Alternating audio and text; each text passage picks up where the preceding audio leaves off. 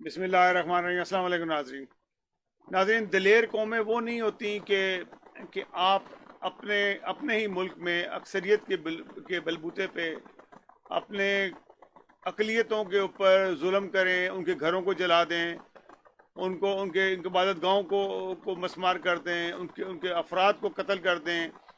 یہ دلیری کی علامت نہیں ہوتی، یہ تو بزدلی کی علامت ہوتی ہے کہ اگر آپ یہ ایسا کام کرتے ہیں۔ گزشتہ چند ماہ سے، بلکہ ایک سال سے، پچھلے سال پورا ہی یہ کارروائی پاکستان میں ہوتی رہی اور یہ اسلام کے نام پہ کی گئی۔ ہماری حکومت پوری اس میں انوالو ہوئی۔ حکومت کا عمران خان کو آپ سمجھیں کہ وہ معصومیت سے دیکھ رہے ہیں۔ عمران خان کی پارٹی کے خود لوگ اس قسم میں قوانین بنا رہے ہیں جس سے اشتعال انگیزی پھیلتی ہے اور قتل و غارت ہوتی ہے۔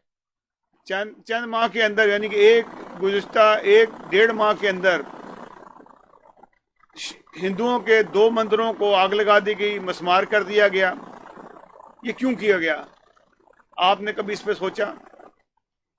5 احمدیوں کو شہید کر دیا گیا پچھلے سال، کئی مساجد کو مسمار کیا گیا، مسلسل کئی جگہوں پہ محرابیں اور میناروں کو توڑا گیا، اور کئی احمدی جو سے اس وقت بھی جیلوں کے اندر موجود ہیں جن کی ضمانت نہیں ہوتی ہے۔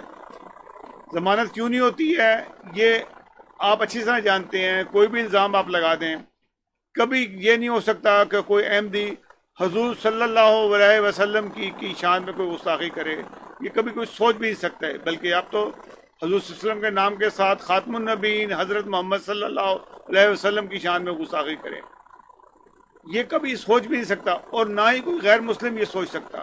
پھر اہل تشیع کے 11 افراد کو بے دردی سے قتل کر دیا گیا، ان کو ذبح کر کے مار دیا گیا۔ یہ کیوں ساتھ میں کیوں نزدیک عرصے میں ہوا؟ اور اس کی کڑیاں آپس میں ملتی ہیں سب۔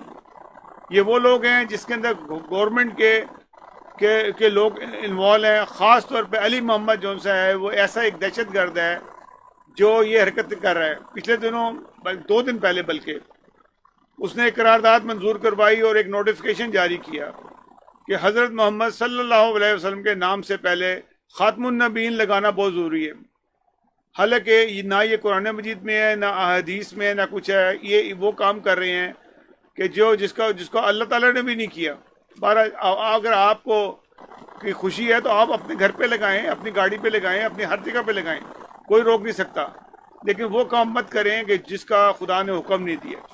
بہرحال آپ نے نوٹیفیکیشن جاری کر دیا۔ عمران خان کپتان ہمارا آنکھیں میچ کے بیٹھا ہوا ہے، اور ایسی جو ہے وہ افراتفری پھیل رہی ہے، دہشت گردی پھیل رہی ہے۔ میں بات یہ کر رہا تھا کہ دلیر قومیں، بہادر قومیں وہ نہیں ہوتی کہ اپنے ہی گھر میں شور مچا کے اور دلیری دکھا دی جائے۔ بات یہ ہوتی ہے، وہ دلیر قومیں وہ ہوتی ہیں جو تمام لوگوں کو اکٹھا سمیٹیں، جیسے کینیڈا ہے۔ دنیا کی ہر قوم یہاں آباد ہوتی ہے۔ یہاں کا پرائم منسٹر جو ہے، چھوٹی چھوٹی کمیونٹی ہے، اس کے تہواروں پہ وہ جاتا ہے، ان کا لباس پہن کے جاتا ہے، ان کی تقریبات میں بیٹھتا ہے۔ مسلمان ہوں، ہندو ہوں، سکھ ہوں، جوز ہوں، کوئی بھی ہوں، پارسی ہوں، کسی قسم کے لوگ بھی کوئی بھی ہوں، ان تمام کے تہواروں میں جائے گا اور ایک جوش و خروش سے جاتا ہے۔ عیسائیوں کے تو جاتے ہی ہیں، جو ان کی جب ایسٹر آتا ہے یا کرسمس آتی ہے، وہ جاتے ہیں، اس تہوار میں حصہ لیتے ہیں۔ اسی طرح سے مسلمان بھی ان لوگوں کے تہواروں میں جاتے ہیں اور ان کو مبارکباد دیتے ہیں۔ ہم کبھی ایسا نہیں ہوا کہ دیوالی آئی اور ہم نے اپنے ہندو دوستوں کو اس کی مبارکباد نہ دی، کیونکہ ہم تو احترام رام کا بھی کرتے ہیں، کرشن کا بھی کرتے ہیں، تمام لوگوں کا احترام کرتے ہیں۔ ہم صدارت کا بھی احترام کرتے ہیں، ہم یسوع مسیح کا بھی احترام کرتے ہیں، ہم ہر ایک کا احترام کریں گے۔ ہم کیوں ایسا کریں؟ بابا گرو نانک کا احترام کرتے ہیں۔ تو یہاں اسی وجہ سے یہ قومیں جو سی ہیں، اس کو کہتے ہیں دلیری، کہ دلیری سے سب کو اپنے سینے سے لگایا ہوا ہے۔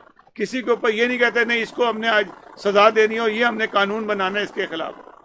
قانون آپ کو تب بنانا پڑتا ہے کہ آپ کے اندر بزدلی اور ڈرپوک ہوتے ہیں، آپ اس واسطے بناتے ہیں۔ اگر آپ دلیر ہوں تو یہ کام نہ کریں۔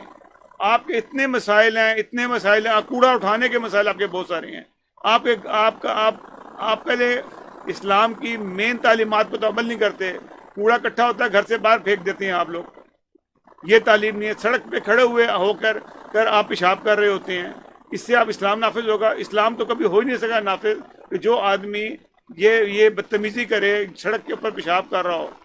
اور پھر اس طرح سے بٹوانی کرتے ہوئے آپ پھر رہے ہوتے ہیں خیبر پختونخوا میں خاص طور پہ، تو یہ کیا اسلام کا یہ نمونہ ہے؟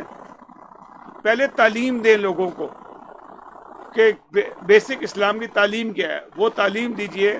میں پروفیسر جاوید اقبال کا سن رہا تھا، انہوں نے عمران خان صاحب کو مشورہ دیا، بہت اچھا مشورہ دیا۔ انہوں نے کہا 3 چیزیں دیکھ لیجئے، صفائی کا، آپ جو تھوک پھینکتے ہیں اس کا، اور ایک چیز اور تھی کہ گالی نہ دینا، میرا خیال ہے۔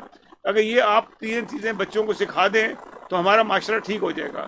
پتہ نہیں عمران خان صاحب نے اس پہ عمل کیا کہ نہیں کیا، کیونکہ عمران خان صاحب خود گالی گلوچ پہ کافی ماہر ہیں۔